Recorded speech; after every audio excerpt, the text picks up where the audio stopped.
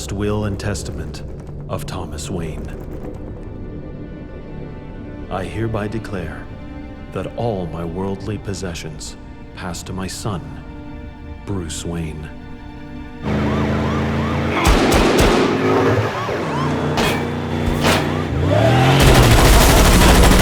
I ask that you honor the Wayne family legacy.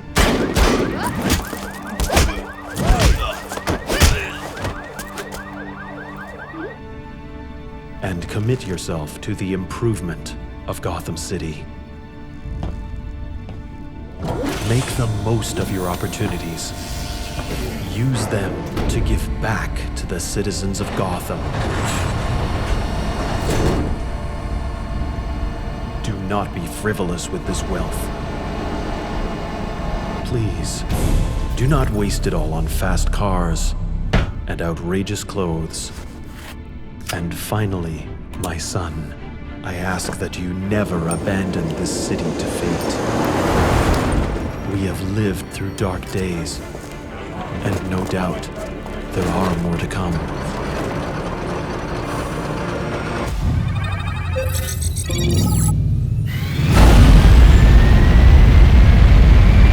In death, I will love you forever.